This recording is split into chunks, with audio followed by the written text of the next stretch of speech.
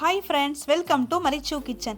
இன்னைக்கு நம்ம பார்க்க போற recipe vegetable bread gold coin. இது எப்படி செய்யலாம்ங்கறத பார்க்கலாம். அதுக்கு முன்னாடி நம்ம சேனலை நீங்க இதுவரைக்கும் Subscribe பண்ணலனா மறக்காம Subscribe பண்ணிக்கோங்க. கூடவே பக்கத்துல இருக்க பெல் ஐகானையும் கிளிக் பண்ணிக்கோங்க. அப்பதான் நான் போடுற வீடியோஸ் உங்களுக்கு நோட்டிஃபிகேஷன்ல காட்டும்.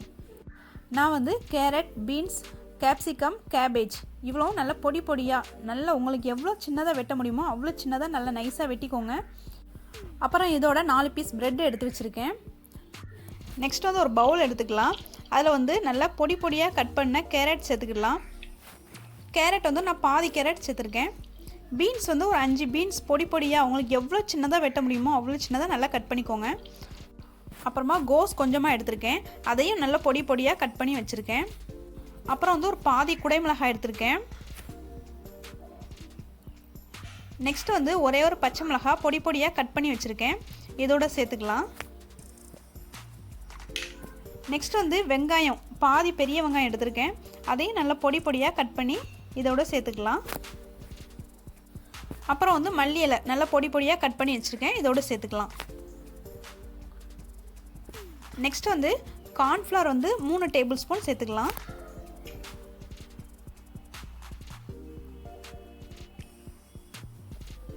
நெக்ஸ்ட் மைதா 5 டேபிள் ஸ்பூன் சேர்த்துக்கலாம்.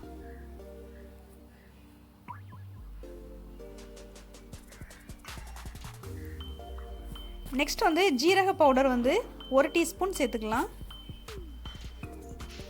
அதே மாதிரி பெப்பர் பவுடர் 1 டீஸ்பூன் சேர்த்துக்கணும். உப்பு தேவையான அளவுக்கு நம்ம சேர்த்துக்கலாம்.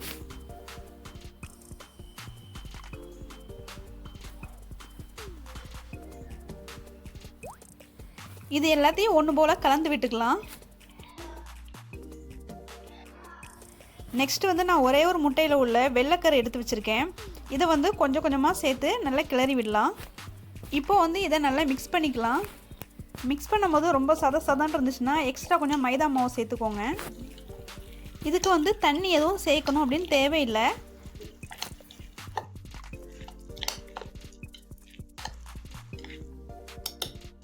இதை எல்லாத்தையும் மிக்ஸ் பண்ணும்போது உங்களுக்கு சதன்னு இருந்தால் மட்டும் எக்ஸ்ட்ரா கொஞ்சம் மைதா மாவு சேர்த்துக்கோங்க. இல்லைன்னா வேண்டாம். நான் இப்போ இதெல்லாம் கொஞ்சமாக சேர்த்துக்கிடுறேன் மைதா மாவு. இதையும் சேர்த்து நல்லா மிக்ஸ் பண்ணிக்கலாம். நெக்ஸ்ட் நான் ஒரு ஸ்லைஸ் பிரெட் எடுத்திருக்கேன். இந்த பிரெட்டை 10 ரூபாய் காயின் அளவுக்கு அச்சு ஏதாவது இருந்ததுன்னா அதை நல்லா அழுத்தி சர்க்கிள் ஷேப்புக்கு நம்ம கொண்டு வந்துடலாம். இல்லைன்னா வீட்டில் இந்த மாதிரி சில்வர் மூடி ஏதாவது இருந்தாலும் அதை பிரெட்டு மேலே வச்சு நல்லா சர்க்கிள் ஷேப்புக்கு அழுத்தி விட்டு எடுத்துக்கலாம். நான் இந்த ஸ்பூனை வச்சே பிரெட்டு மேலே நல்லா அழுத்தி எடுத்துக்க போகிறேன். இந்த மாதிரி லேசாக அழுத்தி எடுத்தால் போதும். அந்த ரவுண்ட் ஷேப் நல்லா கிடைச்சிரும் நமக்கு. இந்த மாதிரி நல்லா ரவுண்ட் ஷேப் வர்ற மாதிரி அழுத்தி எடுத்துக்கோங்க. நான் இந்த மாதிரி எல்லாத்தையும் ரவுண்ட் ஷேப்க்கு எடுத்து வச்சுக்கிட்டேன். நெக்ஸ்ட் நம்ம கட் பண்ணி வச்சிருந்த பிரெட்டை எடுத்து அதில் மேல்புறம் மட்டும் எக் ஒயிட் கொஞ்சமாக தடவிக்கோங்க. நெக்ஸ்ட் நம்ம ஏற்கனவே மிக்ஸ் பண்ணி வச்சுருந்த வெஜிடபிள்ஸ் எல்லாத்தையும் சேர்த்து ஒரு சின்ன உருண்டையாக பிடிச்சி பிரெட் மேலே வச்சு லேசாக அழுத்தி விட்டுக்கோங்க.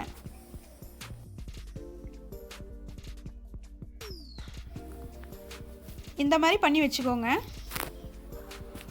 அது மேலேயே ஒரு முந்திரி பருப்பு வச்சு அதை லேசாக அழுத்தி விட்டுக்கோங்க. இப்போ நான் ஏற்கனவே கட் பண்ணி வச்சுருந்த எல்லா பிரெட்லேயும் இந்த மாதிரி செஞ்சு வச்சு எடுத்துக்கிட்டேன். நெக்ஸ்ட் நான் வெள்ளை எள்ளு எடுத்து வச்சுருக்கேன். இந்த வெள்ளை எள்ளை எல்லா பிரெட்லேயும் பட்டுற மாதிரி லேசாக தூவி விட்டுக்கோங்க. நாம் பிரெட்டு மேலே அந்த வெஜிடபிள்ஸ் மிக்சரை சேர்க்கும்போது உங்களுக்கு ஷேப் கரெக்டாக வரல அப்படின்னா பிரெட்டு மேலே மாவை வச்சு அழுத்திட்டு அப்புறம் ஒரு சில்வர் ஸ்பூன் இருந்துச்சுன்னா கரெக்டான ஷேப்புக்கு ரவுண்ட் ஷேப்புக்கு கொண்டு வந்துடுங்க. இப்போ நான் எள்ளு எல்லா பிரெட் மேலேயும் தூவி எடுத்துக்கிட்டேன். நெக்ஸ்ட் நாம் இதை பொரிச்சு எடுத்துடலாம். பொரிச்சு எடுக்கும்போது ஆயிலோட டெம்பரேச்சர் கொஞ்சம் கம்மியாக இருக்கணும். நாம் இதை பொரிச்சு எடுக்கும்போது பிரெட்டோட மேல் பக்கம் மேலே இருக்கணும். அப்புறம் வெஜிடபிள்ஸ் கலவை ஸ்டஃப் பண்ணியிருப்போம்ல அது அடிப்பக்கம் இருக்கணும். இதை பொரிச்சு எடுக்கும்போது கண்டிப்பாக லோ ஃப்ளேம்லேயே வச்சுக்கோங்க. பிரெட்டை கரெக்டாக 1 நிமிஷத்துக்கு பிறகு நம்ம திருப்பி விட்டுக்கலாம். அதாவது லேசாக அடிப்பக்கம் கோல்டு கலரில் வரும். அந்த டைமில் நம்ம திருப்பி விட்டுக்கலாம். இப்போ திருப்பிக்கலாம்.